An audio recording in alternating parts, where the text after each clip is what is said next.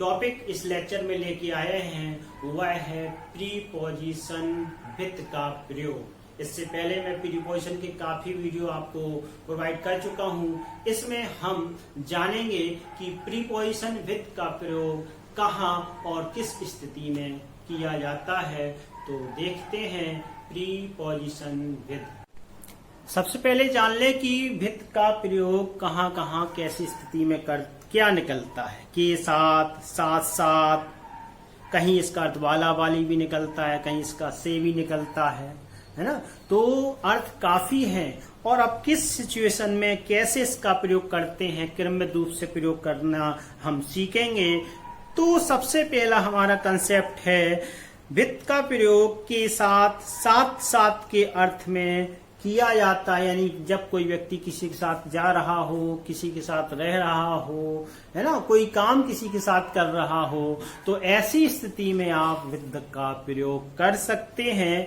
Example के through समझ सकते हैं कि Mohan lives with his parents. Mohan अपने माता पिता के साथ रहता है, यहाँ विथ का प्रयोग हुआ है। इसी प्रकार से आप देखेंगे दूसरा example, he went to city with his friends, कि वह शहर अपने मित्रों के साथ गया है। आशा है कि आपको ये समझ में आया होगा। दूसरा रूल देखते हैं। आपको दूसरा कंसेप्ट क्या है। दूसरा कंसेप्ट है कि विथ का प्रयोग जो होता है कुछ सिचुएशन में वाला वाली भी देता है, जैसा मैंने आपको बताया ऊपर। और ऐसे वाक्यों में हम देखते हैं कि शारीरिक या चारित्रिक विशेषता बताने का भाव यहाँ व्यक्त होता है। एग्जाम्पल के थ्रू हम इसको क्लियर करेंगे। जैसे an old man with a blue eyed killed the snake, यानी कि एक बूढ़े आदमी ने विद अ ब्लू आइज का चारित्रिक विशेषता बता दी, उसने शारीरिक विशेषता बता दी कि नीली आंखों वाला, यानी कि एक बूढ़ा व्यक्ति, नीली आंखों वाला एक बूढ़ा व्यक्ति ने क्या कर दिया, स्नेक सांप को मार दिया। दूसरा एग्जाम्पल देखते हैं कि he met a man with a long beard, एक व्यक्ति लॉन्ग बियर्ड यानी कि लंबी दाढ़ी वाला एक व्यक्ति उसे मिला। तो दो कंसेप्ट आपके क्लियर होते हैं। तीसरे कंसेप्ट की ओर जाते हैं। बहुत ही बड़ा कंसेप्ट है ये, और पूरे कंसेप्ट मैंने यहाँ क्लियर किए, इसलिए आपसे गुजारिश है कि पूरा वीडियो जरूर देखें। तीसरा कंसेप्ट आपका है कि विथ का प्रयोग किसी कार्य को करने में प्रयोग किए गए किसी यंत्र या किसी निर्जीव वस्तु के साथ करते हैं। जैसे कोई पेन पेंसिल हो गया, कोई तलवार हो गई, है ना। जब आप कोई काम करते हैं, चाकू हो गया, तो इस प्रकार से जब ऐसा अर्थ निकलता है तो कार आप किसी यंत्र के द्वारा या किसी शस्त्र के द्वारा या किसी पेन पेंसिल के द्वारा करते हैं, तो वहां विथ का प्रयोग करते हैं। और यहाँ इसका अर्थ जो निकलता है वो से या के द्वारा निकलता है। एग्जाम्पल के थ्रू समझ सकते हैं कि he killed a snake with a stick, उसने क्या किया, उसने सांप को छड़ी से मार दिया। या हम कह सकते हैं कि he wrote a letter with a pen, he wrote a letter with a pen, उसने किससे, कलम से एक पत्र लिखा। आपने देखा कि तीसरा कंसेप्ट आपका क्लियर हुआ। अब चौथे कंसेप्ट की ओर बढ़ते हैं। तो चौथा कंसेप्ट हमारा कहता है कि विथ का अर्थ कुछ सिचुएशन में रहते हुए भी या बावजूद निकलता है, यानी कि इसका अर्थ होता है इन स्पाइट ऑफ। और इन स्पाइट ऑफ सदैव विरोध बताता है। जब ऐसा अर्थ आए कि विरोध आ रहा है तो वहां विथ का प्रयोग किया जा सकता है। बेहतर है कि इन स्पाइट ऑफ ही ज्यादा हो, लेकिन कई कंडीशन में आप वहां विथ पा सकते हैं, इसलिए सावधान रहें। इसका प्रयोग भी आपको मालूम होना चाहिए। जैसे विथ ऑल फैसिलिटीज, सभी सुविधाओं के बाद भी, ही लुक्स अनहैप्पी, वह अप्रसन्न प्रतीत होता है, लुक्स लिखा हुआ है। अब अगले एग्जाम्पल को भी देख ले। विथ ऑल हिज अटेम्प्ट्स, अपने सभी प्रयासों के बाद भी, या बाद भी आ रहा है, के बावजूद भी आता है, के रहते हुए भी आ रहा है। ही फेल्ड, वह क्या हो गया, असफल हो गया। इस प्रकार से आपने देखा कि यहाँ विथ का प्रयोग बावजूद के अर्थ में भी हो रहा है अगला कंसेप्ट क्लियर करते हैं। तो अगला कंसेप्ट है वित्त का प्रयोग कारण के अर्थ को अभिव्यक्त करने के लिए भी किया जाता है। कोई कार्य का कारण क्या है, क्रिया जो हो रही है उसका कारण क्या है ना। तो ऐसी स्थिति में आप वित्त बताते हैं, जैसे आप कांप गए क्या कारण है, आप रो रहे किस कारण से, बीमार पड़े किस कारण से, तो यहाँ आप वित्त का प्रयोग कर सकते हैं। जैसे कि Radha trembled with fear, Radha trembled with fear, यानी कि राधा किससे, डर से कांप गई। या हम कह सकते हैं कि सी सीवर्ड विथ कोल्ड, वह सर्दी से क्या हो गया, कांप गया। सर्दी से कांपने के लिए सीवर्ड लगाते हैं, भय से कांपने के लिए ट्रेम्बल लगाते हैं, इसका ध्यान रखें। अब अगले कंसेप्ट को क्लियर करते हैं, रूल यानी कंसेप्ट नंबर 6।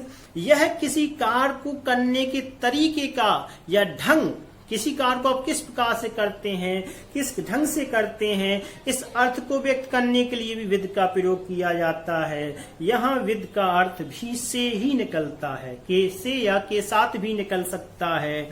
जैसे कि Indian soldiers fought with courage in 1961, 1961 में भारतीय सैनिक बड़े साहस के साथ फाउट लड़े।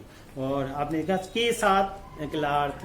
अब अगले एग्जाम्पल को देखते हैं। तो my mother answers all my questions with patience, मेरी माँ मेरे प्रश्नों का उत्तर विद पेशेंस, धैर्य के साथ देती है। अगर ठीक करना है तो आंसर कर सकते हैं, ऐसा कुछ नहीं है। अब इस प्रकार से कंसेप्ट नंबर 7 की ओर बढ़ते हैं। कंसेप्ट नंबर 7 कहता है कि विद का प्रयोग सेपरेशन यानी कि अलगाव, वियोग यानी सेपरेट करने की, अलग होने के लिए, बिछड़ने के लिए के भाव को भी अभिव्यक्त करने के लिए किया जा सकता है। हम कह सकते हैं कि ऐसे पार्ट के साथ विद का प्रयोग करते हैं, पार्ट यानी बिछड़ना होता है, तो ऐसी स्थिति में विद का प्रयोग किया जा सकता है। या एग्जाम्पल के थ्रू समझ सकते हैं।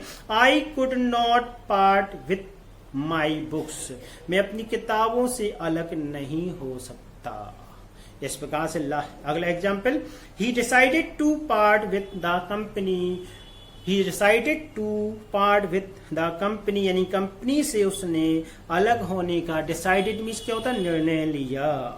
अब कंसेप्ट नंबर 6 हो गया, 7 हो गया, 8 की ओर बढ़ते हैं। तो 8 आपका बहुत अच्छा प्रयोग है, काफी आता है कि एंग्री वर्ड जब आए और वह किसी व्यक्ति से संबंधित हो रहा हो, एंग्री वर्ड वाक्य में आता है और वह किसी व्यक्ति से संबंधित होता है, तो हम वहाँ विद का प्रयोग करते हैं। यहाँ भी इसका अर्थ से ही निकलता है, जैसे कि Ram is angry with me, कि राम मुझसे नाराज है, राम मुझसे नाराज है। अगले कंसेप्ट की ओर बढ़ते हैं। अगला कंसेप्ट भी इसी प्रकार से है कि जब वाक्य में एग्री का शब्द आया हुआ हो और वह एग्री किसी व्यक्ति से संबंधित हो रहा हो, किसी व्यक्ति से संबंध हो रहा हो या दर्शा रहा हो, तो यहाँ भी विद का प्रयोग किया जाता है। जैसे एग्जाम्पल के थ्रू समझ सकते हैं कि आई एग्री विथ यू, मैं तुमसे सहमत हूँ। या दूसरे एग्जाम्पल के थ्रू भी समझ सकते हैं, माई फादर सेज, मेरे पिताजी कहते हैं कि वॉकिंग इज गुड एक्सरसाइज, कि टहलना अच्छा व्यायाम होता है। And I agree with him, और मैं उनसे सहमत हूँ। तो यहाँ भी आई एग्री विथ हिम लग गया। इस प्रकार से आपने देखा कि कंसेप्ट 9 भी क्लियर हो जाता है।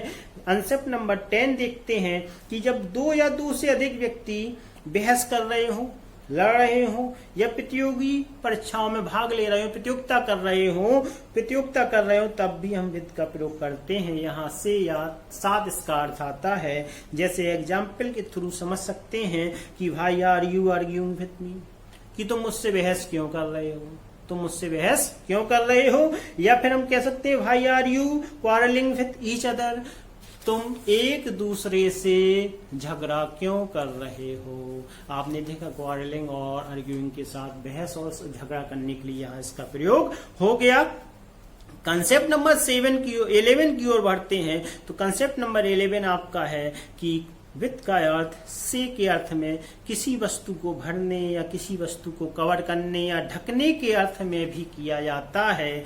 जैसे एग्जाम्पल के थ्रू समझ सकते हैं, the parliament building is decorated with flowers on 15 August and 26 जनवरी, यानी कि पार्लियामेंट बिल्डिंग यानी संसद भवन जो होता है वह है 15 अगस्त और 26 जनवरी को फूलों से सजा दिया जाता है। इस प्रकार से अगले एग्जाम्पल भी देख सकते हैं कि the bouquet was filled with water, की जो बाल्टी है वो पानी से भर गई।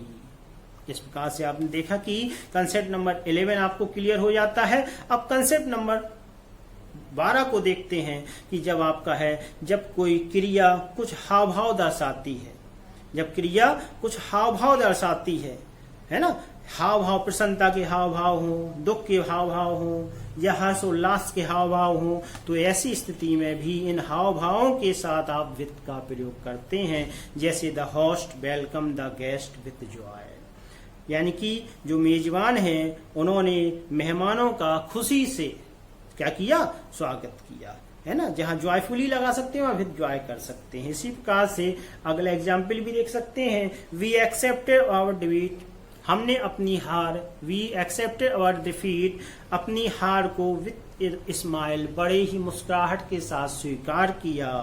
साथ ही यह लेक्चर समाप्त होता है। अगले लेक्चर में फिर आपसे मुलाकात होगी। तब तक के लिए जय हिंद, वंदे मातरम। Thanks for watching.